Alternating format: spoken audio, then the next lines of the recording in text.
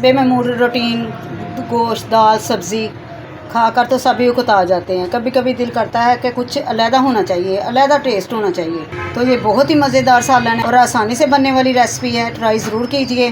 तो चलिए शुरू करते हैं, देख लेते हैं हमने ये किस तरह बनाई। रहमान रहीम।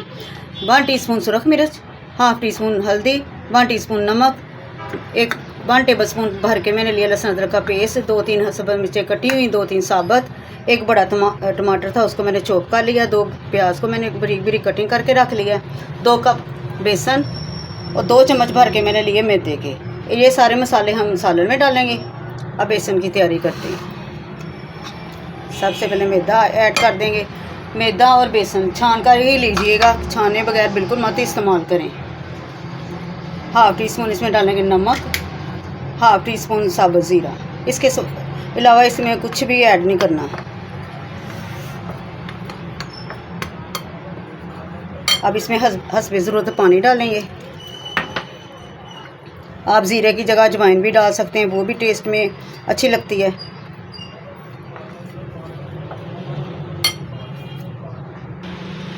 इसको अच्छी तरह इसको ना ऐसे फेंट लेना है। फेंटने वाला हिसाब हो गया ताकि ये समोसा इतना ही थिक हमने रखना है, इसको पतला नहीं करना, फिर ये अच्छी बनेगी और मोटी मोटी बनेगी। ये हो चुका है। बाकी के मसाले जो स्पाइसी मसाले वो हम साथ साथ ऐड करते जाएंगे। ये 2 ददालू थे वो भी मैंने काट के रख लिया। अब चलिए चूल्हे की तरफ कढ़ाई रखते हैं। पहले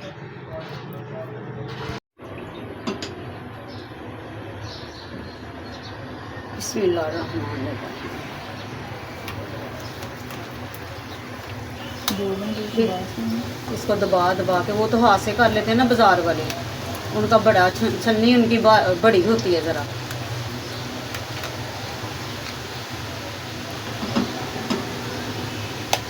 जितना हम इसको दबाएंगे उतनी ये मोटी मोटी सी निकलेंगी।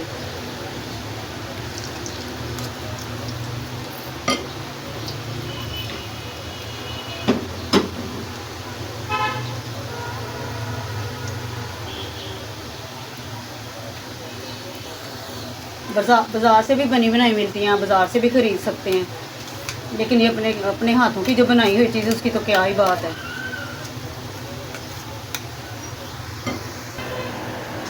एक 2 मिनट के बाद हम इसको हिलाएंगे, उसी वक्त नहीं इसको हिलाना।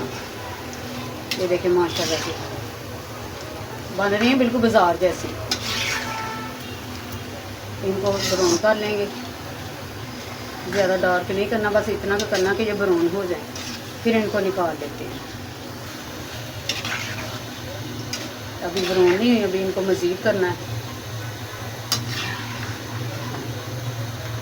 ये भी लाइट लाइट सी हैं, इनको भी मज़ीद ब्राउन होने देते हैं, बस ज़्यादा नहीं। या ब्राउन हो चुके हैं, इनको लेते हैं निकाल। फ्लेम को ज़रा स्लो कर देंगे।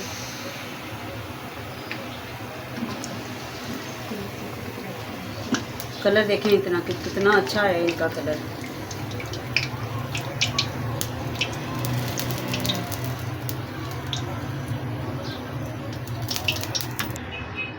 ये देखें ये तैयार हैं। कुछ लोग इसको बूंदी भी कहते हैं, कुछ लोग इसको पकौड़ियाँ कहते हैं। आप क्या कहती हैं? आप मुझे कमेंट में ज़रूर बताइएगा। और पता नहीं क्या कहते हैं, उंगरे या पता नहीं क्या कहते हैं, अब मेरे ज़हन में नहीं आ रहा है। आप मुझे ज़रूर बताइएगा कमेंट में कि आप क्या कहती हैं।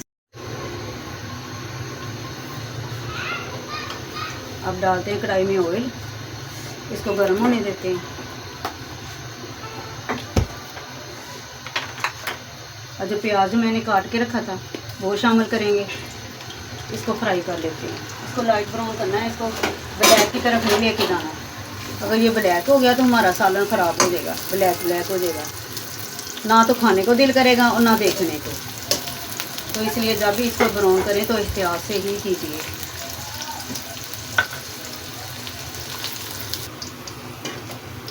अब शामिल कर देंगे लहसुन अदरक का पेस्ट, उसको ब्राउन कर लेते हैं।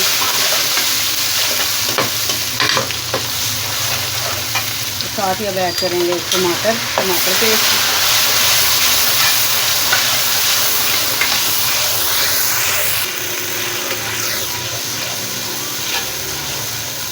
अब अब शामिल कर रहे हैं नमक, हल्दी और सुरख मिर्च। साथ ही कर देते हैं ऐड आलू। मैंने आलू कम ही डाले हैं, आप अपने हिसाब से कम या ज़्यादा कर सकते हैं अपनी ज़रूरत के मुताबिक।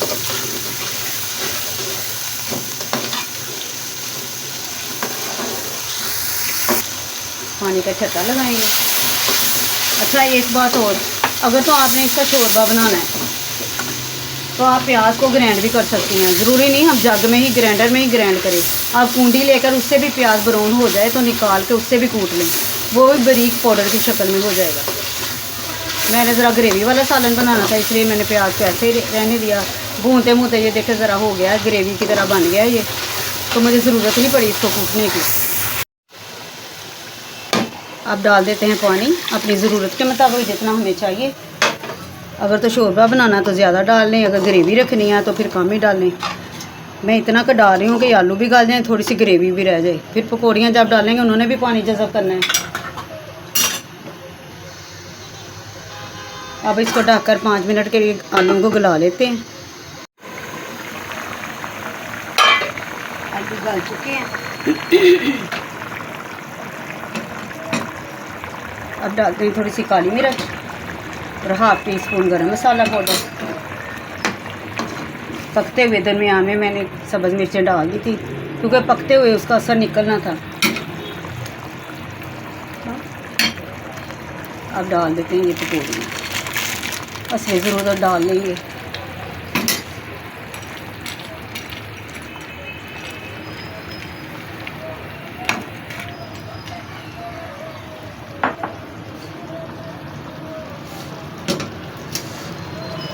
अब 6-7 मिनट के लिए इसको दम पे रख देते हैं। 6-7 मिनट हो चुके हैं, अब चेक कर लेते हैं। बहुत ही अच्छे से बन के तैयार हो चुका है ये। कितना खूबसूरत लग रहा है। अब इसकी खूबसूरती में मज़ीद इजाफा करते हैं धनिया डाल के। अब मैं सर्व करके दिखाती हूँ। बहुत ही मज़े का बना है। अगर आपके घर में बेसन पड़ा है तो जल्दी से ट्राई कीजिए। दुआओं में याद रखिए। फिर हाज़िर होंगे अच्छी अच्छी और प्यारी प्यारी सी और आसान सी रेसिपी लेकर। अल्लाह हाफिज़।